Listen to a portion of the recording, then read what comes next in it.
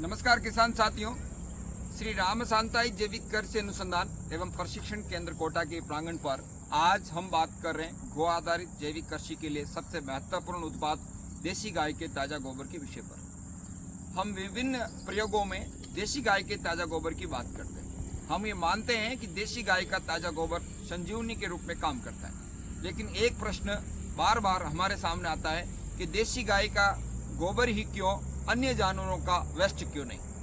सबसे पहली चीज आती है भैंस का वेस्ट क्यों नहीं। हम आपको प्रत्यक्ष एक प्रयोग के माध्यम से दिखाना चाहते हैं कि देसी गाय का गोबर कितना जमीन में कारगर है, भैंस का वेस्ट कारगर है कि नहीं है। और इसको करने के लिए मेरी एक तरफ मोहित जी बैठे हैं, जहां पर देसी गाय के गोबर को 10 दिन पहले 1 किलोग्राम गोबर 10 लीटर पानी के साथ प्रयोग किया गया।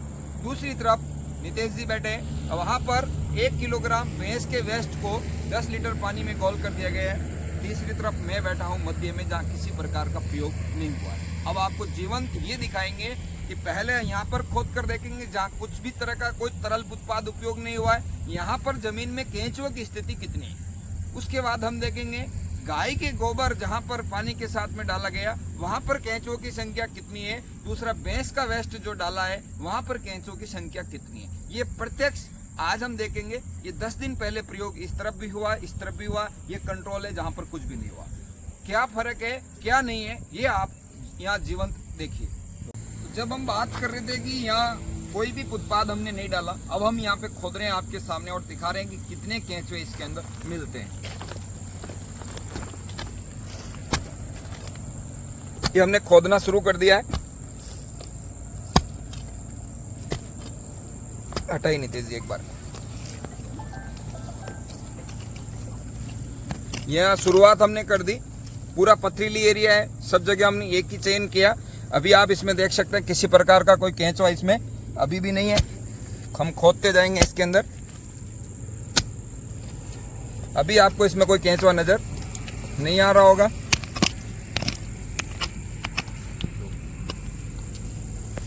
अब ये जहाँ पर हमने कुछ भी नहीं डाला वहाँ पर हम खोदते जा रहे हैं, और मुझे लगता है इक्के दुक्के केंचुए तो आएंगे, क्योंकि धरती के अंदर ऐसा भी नहीं है कि कहीं केंचुए नहीं है। लेकिन हमें तुलनात्मक अंतर देखना है कि गोबर डालने की वजह से केंचुए ज़्यादा आते हैं या नहीं, और मिट्टी की स्थिति भी क्या है, खोदने में कितना फर्क पड़ता है, जल धारण क्षमता ज़्यादा है कि नहीं है। ये सब हमें अवलोकन करना है। अभी तक इक्के दुक्के केंचुए भी नजर नहीं आ रहे हैं, आप इसमें देखते जाइए।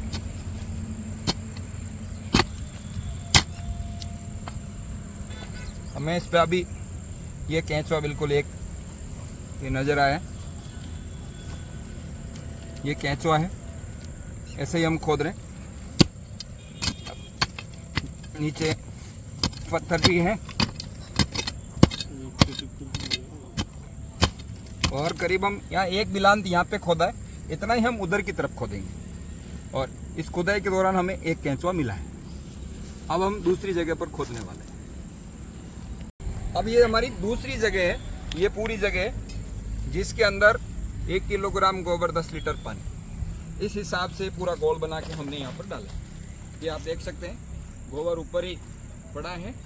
और अब यहाँ पर खोद के देखेंगे इस जमीन में कितने केंचुए मिले हैं। अब खोदना शुरू कर रहे हैं। ये वही पथरीली जगह है, तीनों प्रयोगों के बीच 5-5 फीट की दूरी है।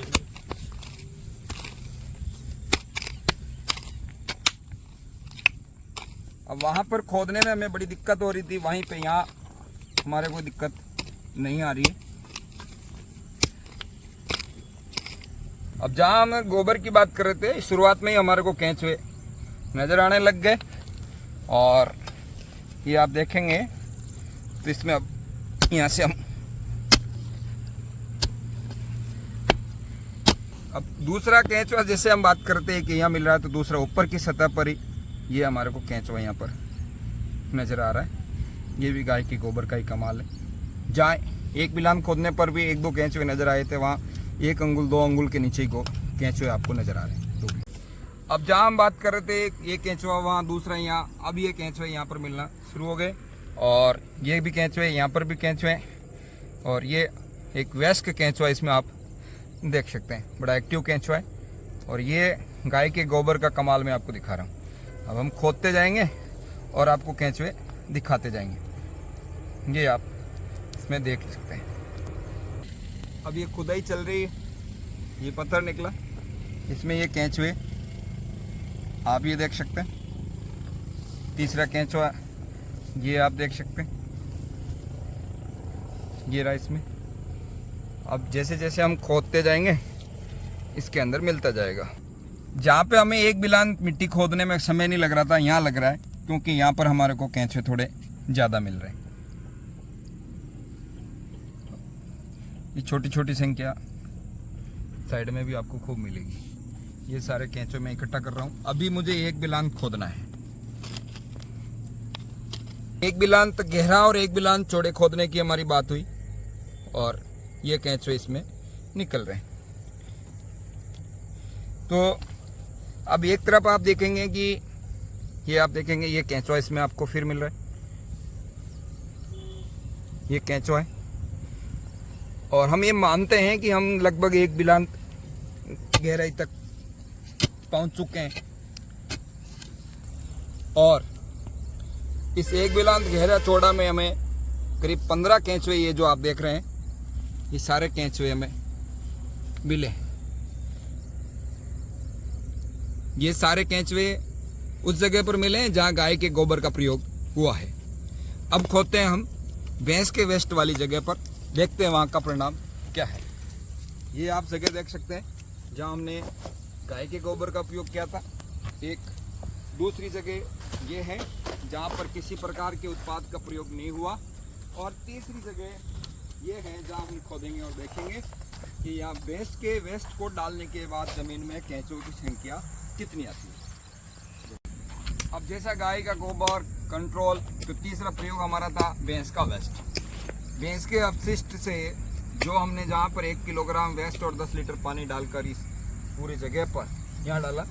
और यहाँ पर आप देख सकते हैं ये पपड़ी, ये भैंस का ही वेस्ट है। अब हम यहाँ पे खोदना शुरू करते हैं।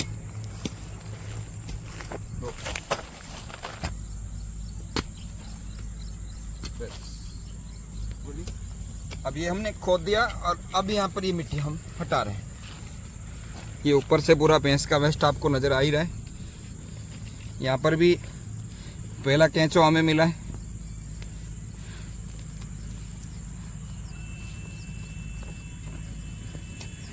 अब जैसे हम भैंस के वेस्ट को भी खोद रहे हैं, यहाँ पर भी हमें केंचुए मिल रहे हैं। पहला केंचुआ हमें ये मिला था, दूसरा हमें ये मिल रहा है। अब हम वापस हटाते ही जा रहे हैं। हम बाकायदा बारीकी से देख रहे हैं कि इसमें कोई केंचुआ मिल जाए। तीसरा केंचुआ ये इसके अंदर मिल रहा है।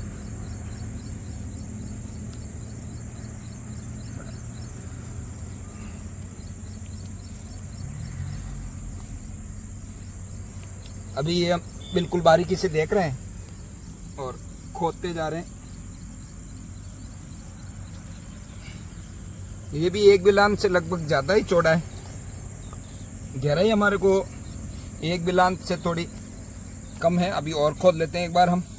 यहाँ तक हमें 3 केंचुए मिल चुके हैं।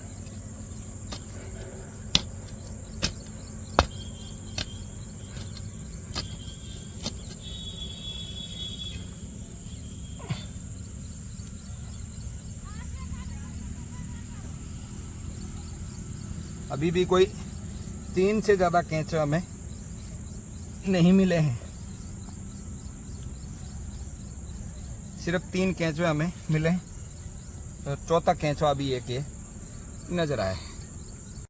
जैसा कि हमने बताया कि देसी गाय के गोबर से केंचुओं की संख्या के अंदर वृद्धि होती है। हमें किसी भी प्रयोग को करने के लिए समांतर प्रयोग की आवश्यकता होती है। उसमें पहला प्रयोग होता है, हमने किसी प्रकार के लिक्विड का उपयोग नहीं किया, केवल पानी को हमने यहाँ पर छिड़क दिया।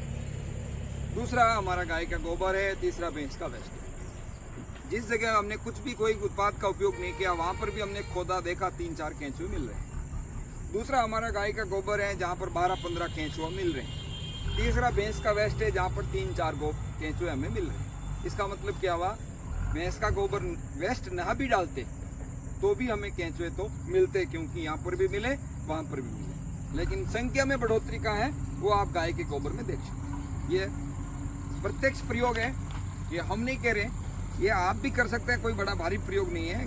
1 किलोग्राम गाय का गोबर 10 लीटर पानी गोल बनाकर किसी जगह पर डालेंगे, वहाँ पर केंचुए है कि नहीं है, इसकी तुलना में आप दूसरा उत्पाद साइड में, चाहे बकरी की मींगनी भी गोल कर डाल सकते हैं, भैंस का वेस्ट भी डाल सकते हैं, दूसरे जानवर का अपशिष्ट भी डाल सकते हैं, अलग अलग जगह पर डालिए।